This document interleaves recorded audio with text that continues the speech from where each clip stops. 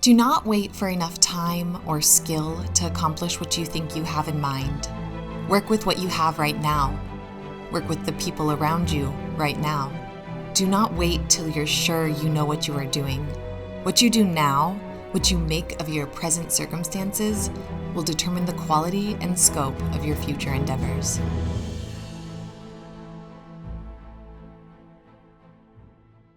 The concept for this gown is a woman who was once in high society and lost everything to her husband's gambling addiction, but she kept one silk gown in the back of her wardrobe.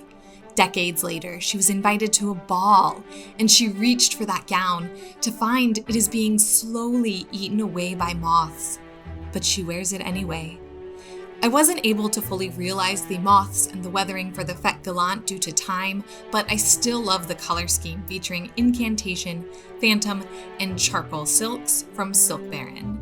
So let's get started. The first garment that I will be making specifically for my Fetes Galantes gown are going to be a pair of pocket peignets. This is an undergarment. It helps with structure for the 18th century silhouette, but specifically I want these to actually be fully enclosed so I can use them as pockets while I'm in Versailles, as well as the hoop structure. I'm using Simplicity pattern 8579. This pattern may or may not be fully enclosed. I don't remember from when I used it last, but we're gonna find that out, and if it's not fully enclosed, we'll have to modify the pattern so that it is. Let's start by finding my pattern pieces, ironing them, and cutting them out in my cotton.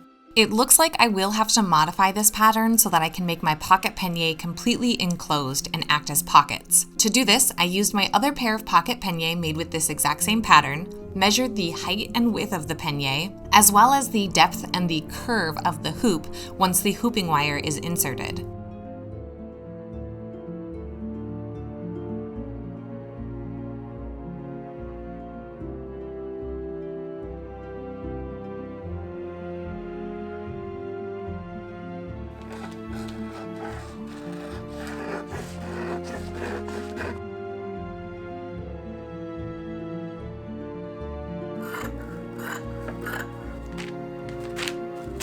Once my pattern pieces were cut out, I transferred the markings for the pleats and hooping channels onto my fabric.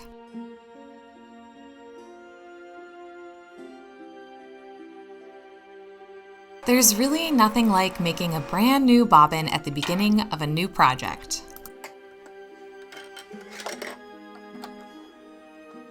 Now I can sew my two main pieces together at 5/8 of an inch seam allowance, stopping at the mark on the pattern.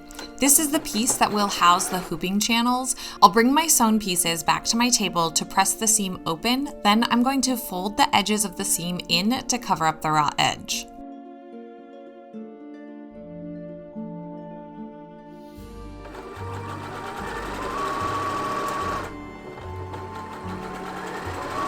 I'm going to add the hooping channels while my pieces are flat. The hooping channel is made out of cotton twill, and it's basically a very strong tube to insert hooping wire into. Bias tape and ribbon are both great alternatives if you don't want to purchase this specifically. Following my marked lines, I pin the channels over the marked lines and sew them down on each side of the channel so my hooping wire can fit into the tube. Once my hooping channels are sewn, I'm going to construct the inside piece that will close up the peignets to make them a pocket.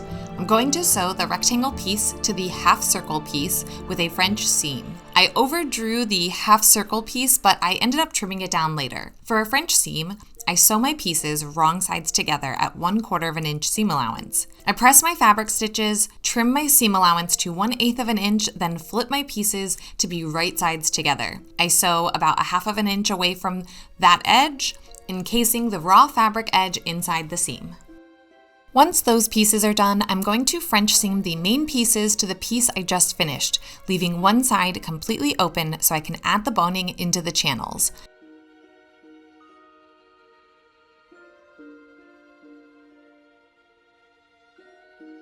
From there, I'm going to pleat down the top outer panels of the peigne so that they fit into the inner panel of the peigne, and then I'm going to sew that closed. To add the boning, I start by measuring each channel and then subtract 1 inch so that I can close the final seam when I am done. I'm using hooping wire, which is basically 2 pieces of metal encased in plastic. It's much stronger than flat steel hooping wire. I'm going to cut the wire with wire cutters to the measured length. Then, to clean up the ends, I'm going to add duct tape to them. This will keep it from poking through my boning channels. Once my hooping wire is in place, I can French seam the final seam closed.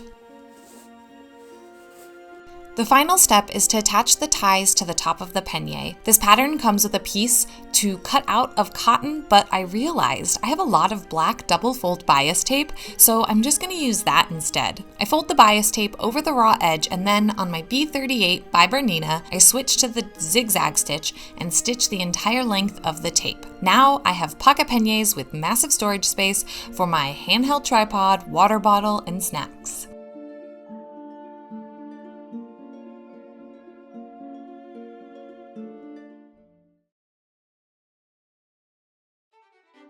All right, I apologize quick for the step backward in audio for this video. My lav mic has a really bad crinkle noise. If I still have a video test of it, I will put it here. All right, this is another test. So we're going back to the old mic. I hope we don't have sound issues in this video. Anyway, we're gonna keep going. I'm working on the petticoat today. The petticoat for an 18th century gown looks quite different from like a modern petticoat. It's really just an underskirt. So I am making it out of some of the silk, which means I finally get to cut into and play with this beautiful silk that I purchased for this costume. I'm gonna try to make it in one day, and yes, if that does mean I'm gonna try to do the hand-sewn hem all in one day. I have made so many of these before. The one thing that I'm not doing today is there is some beautiful trim that I'll be adding to it. I'm gonna actually save all of the trim work for the end of the project so that I can do that at nights and like in car rides and in between things. So we're just gonna make the base skirt. I'm going to try it on and get it all hemmed up. So one thing that I'm going to do better this time than I have not done previously is actually have the hem high enough. Big thing is you really should see your feet below this hem, and I always make my gowns to be like hovering above the ground, but not like showing your ankle. There is ankle in this. Like if you look, you will see that we're gonna show some ankle. Scandalous. I know. And now let's talk a little bit about the fabric I purchased and start working with the pattern. Okay, so this is Phantom Silk Du Peony from Silk Baron. Y'all, it's so beautiful. Like this is such a nice, cool toned gray. Oh my God, I'm obsessed. So this is what our petticoat is gonna be made of. I'm using this pattern. If you've seen my design, I'll pop it up on the screen. I don't have any of these ruffles planned. I'm actually gonna be making mine with a trim that I'll be doing. I'm just going to use the pieces that I need to make the base petticoat, which is also why I feel like I can make this in about 6 hours. Well, 8 hours. And it looks like I lied. If you can see here, you can barely see her foot right here. You can't actually see ankle. So we might not make it ankle length. We might just make it shoe, like my shoe peeking out. That is what our goal is lengthwise. Let's correct this from previous gowns. Let's get to it.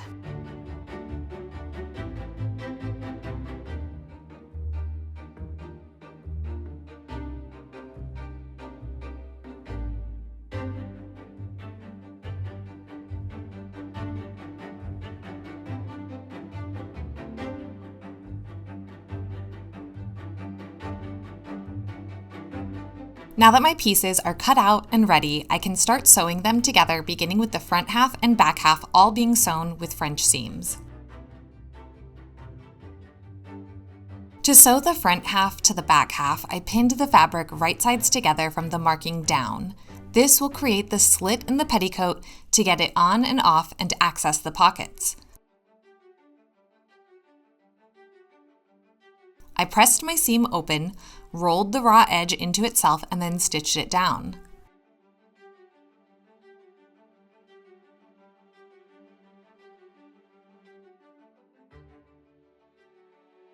After all my panels are sewn together, I can mark the pleat placement and then start pleating the two halves down and adding bias tape for my skirt ties, just like I did for the peigne.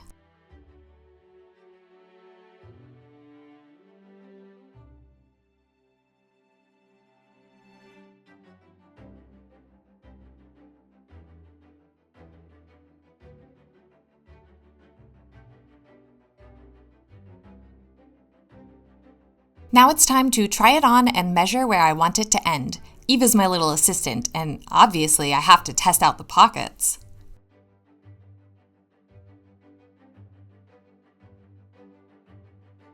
To hand sew the hem, I measure the space between where I want my hem to end and where the fabric ends. It ended up being 5 inches, so I marked 1 inch and then 4 inches all the way around the hem. From there, I folded and pressed the 1 inch, and then folded and pressed on the 4 inch marking, which encased the raw edge. Now I can hand sew the hem and call this petticoat finished.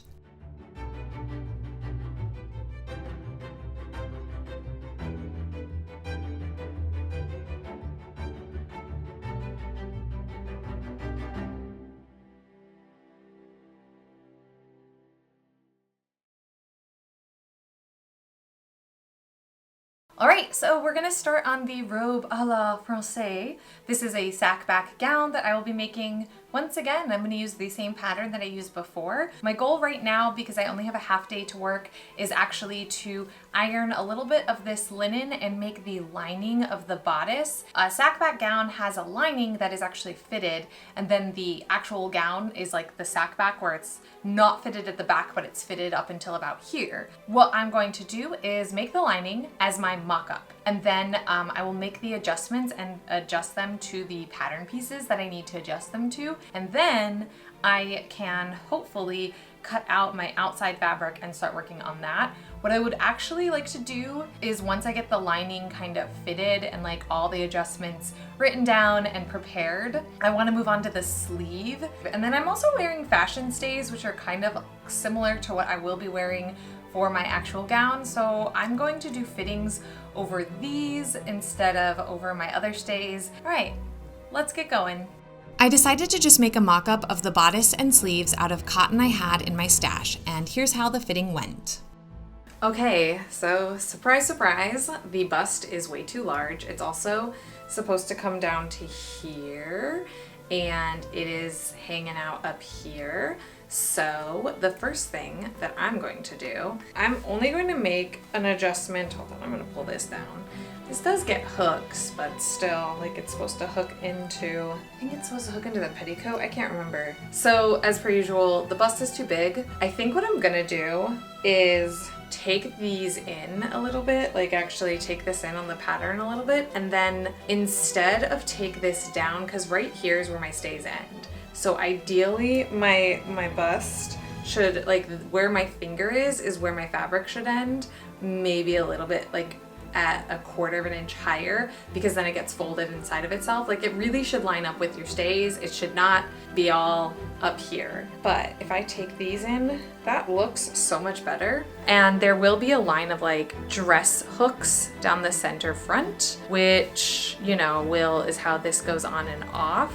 And I can always move and adjust those too. And then in the back, it will actually lace up in the lining, so I can make adjustments there. So that's where we're at. I'm gonna move on to the sleeves and just cut out the real fabric and so I've decided I'm not gonna use linen for the lining, because the lining would be like a white color and the actual dress is purple. I'm gonna use some of the black cotton that I had left over from the pocket peigne, and even though it's still like black and purple, at least it's black and it's not white, which will obviously show through. Let's go. So I cut my sleeve pattern pieces out of black cotton for the lining and my silk taffeta in the shade Incantation from Silk Baron. The lace for the sleeves was purchased at Mood when I was there for like 30 hours at the beginning of January. I will try to find the exact lace I purchased, and if I can, I will link it below. This lace can be made as a separate piece in which it would be called an en gigante, but I'm making mine attached to my garment. Then I stitched the sleeve lining pieces together, followed by the fashion fabric pieces together. To gather the lace, I lengthened my stitch to 5 millimeters. I stitched 2 rows of stitches about 3/8 of an inch away from the top edge without backstitching, and then I pulled the thread tail to bunch the lace together, making a gather. It was at this point that I realized that I also wanted some purple silk ruffles on the sleeve too, so I cut out 4 pieces of sleeve ruffles using my curved pinking shears and marked the stitch line placement onto the pieces. Now that my lace is gathered, I'm going to sew it to the fashion layer of the sleeve. right sides together and matching up the seams. Matching the seams and the top edges, I'm going to sew the lining and the fashion layer of the sleeve with the right sides together, making sure my lace stays in between the two layers. Then I can pull the lining through the bottom of the sleeve, fold it over, turn the sleeve so the right side is on the outside, match the top edge of the lining and fashion layers of the sleeve, and sew it together about 1/4 inch away from the raw edge. To add the purple ruffle, I'm going to stitch a gather stitch on my 2 gather stitch lines, then gather the ruffle down as I pin it to the sleeve. Once it's pinned all the way around, I can stitch it to the bottom edge of the sleeve, lining up my markings from the pattern so it sits just right. I do plan to add another trim on top of this, but I will talk about that later in the video. Let's move on to the bulk of the dress. I started by stay stitching the top of the skirt front pieces and the top and up the bodice side of the side pieces. A stay stitch is a row of stitches sewn within the seam allowance of a piece of fabric. Its purpose is to help keep the fabric's shape. I stitched the front skirt piece to the side back skirt piece with a French seam. In order to access the pockets, I had to create slits in the skirt panels, so I made a tiny cut in the fabric. At the marking, I pressed the French seam, then I folded and pressed the raw edge inward and folded and pressed it again, encasing it. Once those were sewn, it was time to pleat down the skirts.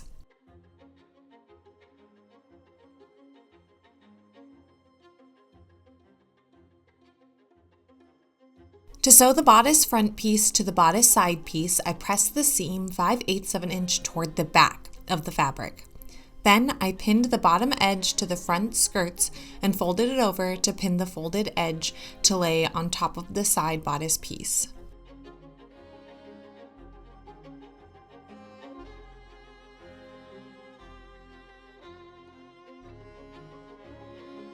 For the sack back section of the gown, I started by marking my fabric based off of the pattern.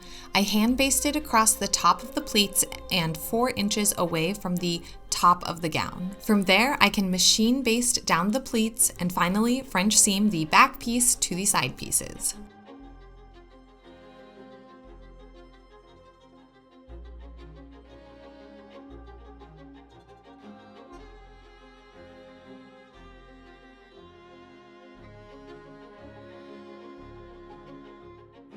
Okay, so amongst several mistakes that I have already made on this costume and had to undo, one of the bigger ones is I used gray thread on this. And I used it thinking, oh, the trim I'm making that goes over it will hide the thread. I made a quick mock-up of the trim. I didn't make it in the right color, so it is now in the dumpster. It's not wide enough to hide these stitch lines, so I have to go over it with purple. This was really dumb. I actually should have just found purple thread and changed it, but I was like, whatever, it doesn't matter. It does. So what I have to do now is stitch over all of this with purple thread and then unpick all of this without unpicking the purple, which will be quite a challenge. So I'm gonna do this, and then I can attach my sleeves to the robe, and then the outer layer so far will be done and I can start on the lining. So that's where I'm at. This is actually day 6 of making this, and I'm hoping to finish most of the robe, like get a wearable thing besides the hem being finished today. I don't know if it's gonna happen. I only have till 4:30. It is 10:30. We will see. All that is left, really, if I show you my instructions here, is the lining pieces, and then attaching the lining pieces, which requires some hand sewing, and then the stomacher. But I'll talk about the stomacher when I get there. So yes, day 6. We're gonna get this done.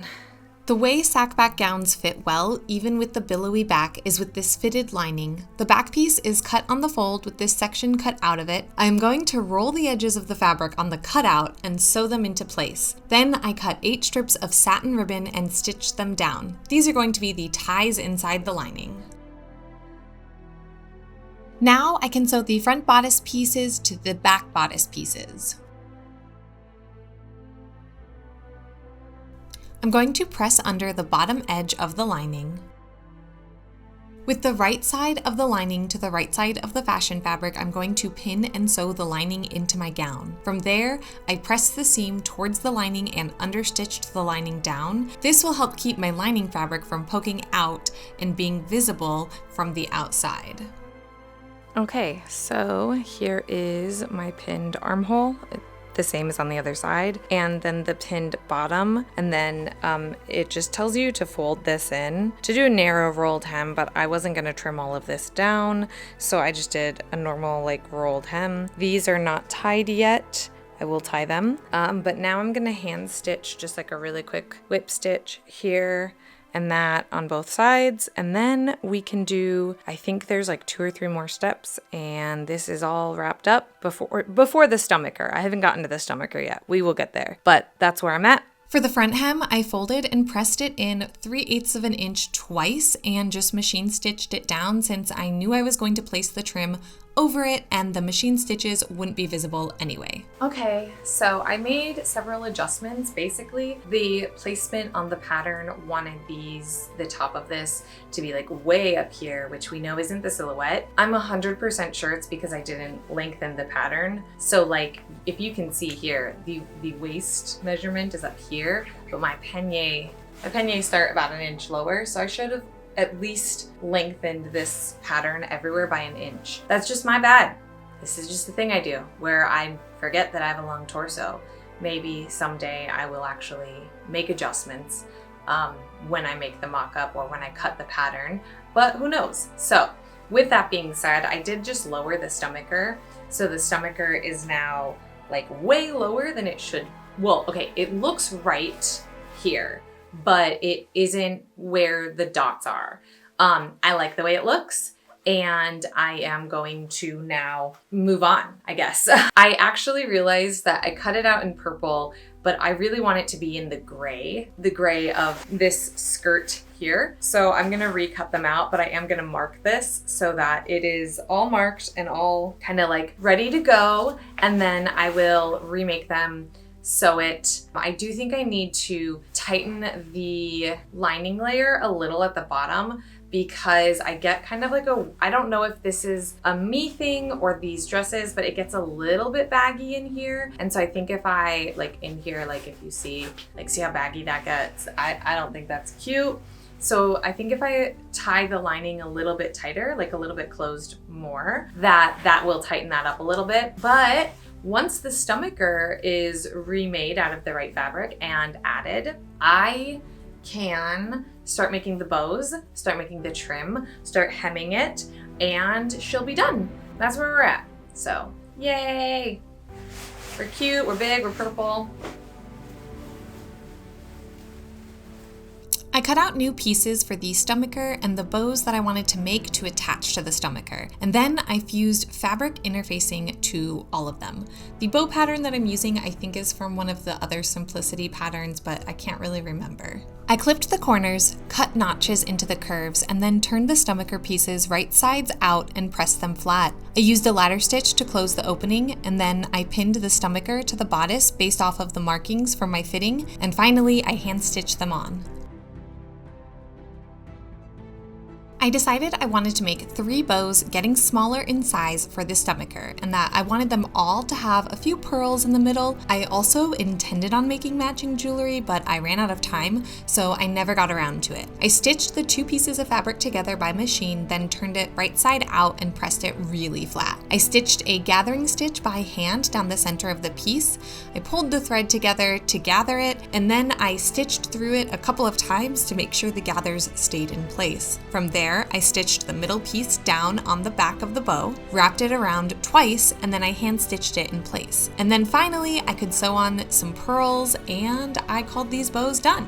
I did a fitting for the closure placement and then hand stitched dress hooks onto the center front of my gown following the placement. From there, I did hand stitch the bows down, but I didn't get any footage of this, so we'll just have to share that to you in the reveal.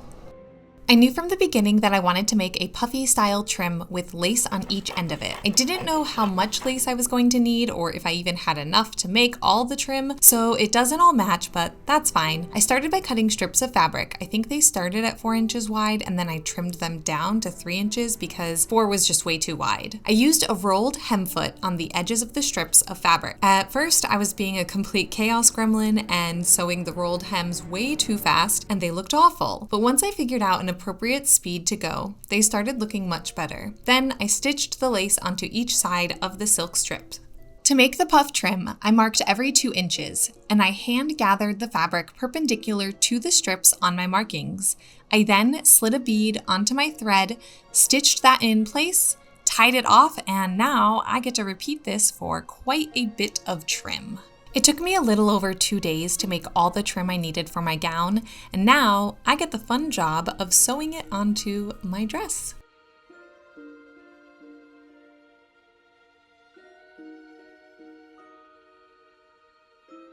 Okay, I have made a bunch of trim. I have it right here. Hi, you want to be in this video too? Okay, I've made all of this trim and now I need to attach it to the gown. This is literally the last step. I do want to hand sew some of those lace butterflies. I haven't even opened the package for them yet. We'll figure that out. But I have a trim here that is gonna go on the sleeve.